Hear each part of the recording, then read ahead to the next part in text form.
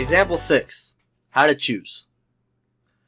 So I want you to determine the area of the region enclosed by y equals x cubed and x equals y squared minus 2. So the question is, how do you choose between integrating with respect to x and integrating with respect to y? Well, I think the easiest way is to see what you would need from each piece and see which one's easier.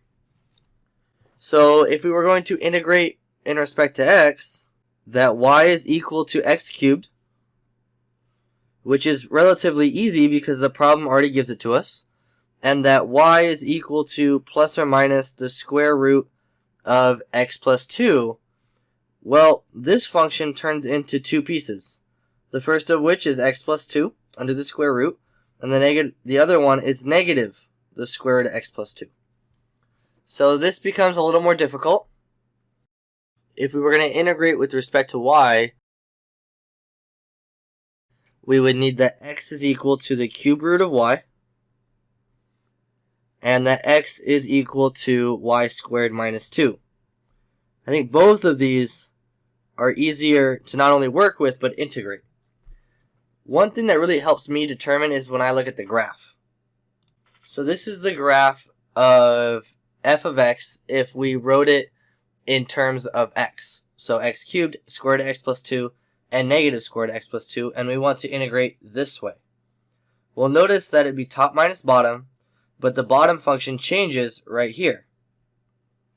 So what we would have to do is create a line like this, and then subdivide it into two intervals, and find the area of each respectively and add them together.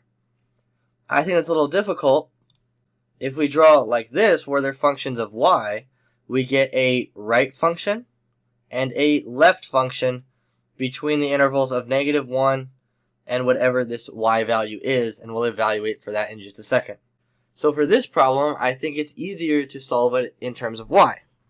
So the next step comes when we need to determine the limits.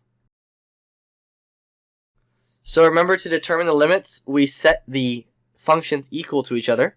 So you get y to the 1/3 is equal to y squared minus 2. And one way to do it is to plug it in on your calculator. But if you were going to plug it in your calculator, you need to graph x to the 1/3 and x squared minus 2. And you would graph these and find the intersection. So what we're going to do is we're going to solve it using our calculator. So in our functions, we're going to type in x to the 1/3. And for the second function, we're going to type in x squared minus 2. And then we're going to let the calculator graph those. So my window might be a little wrong, so I might need to change it. It looks like it might be okay. So again, it kind of graphed it sideways because we're graphing it in terms of x. But all I really care about are my intersection points here and here. So I hit second, calculate, intersection. I pick the two functions, and I make my guess. And it's going to tell me I have one intersection at -1. And I do that again. And I'm going to make my guess somewhere over near the other intersection. And I get 1.793037. So that would be our two intersection points. So now we just got to write that down so we don't forget. And you get y is equal to -1. And y is equal to 1.793037. And what we're going to do, since this is a long thing, I don't want to type this ever again, I'm going to store this as A on the calculator. So I go back to my calculator, and I go to where I could store a function, so I got to type in the number. And I store it as the letter A, and now it's saved as a number. Now all we need to do is write our integral, and this is where it gets really easy and really quick. It's going to be the integral. Our lower limit is -1, and our upper limit we're going to call capital A because that's where we stored it. Now our right function Because remember, when you integrate with y, so our right function is y to the 1/3 power, and our left function is y squared minus 2. So we get y to the 1/3 minus y squared minus 2 dy.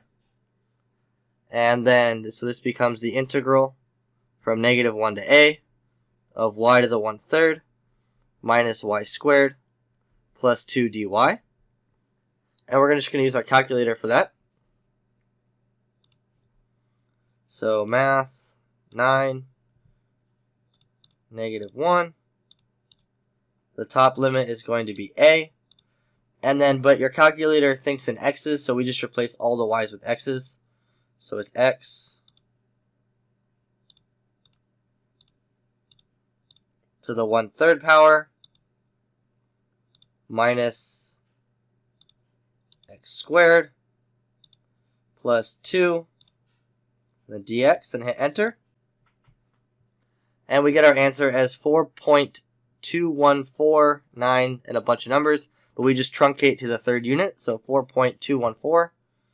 So this is equal to 4.214 units squared.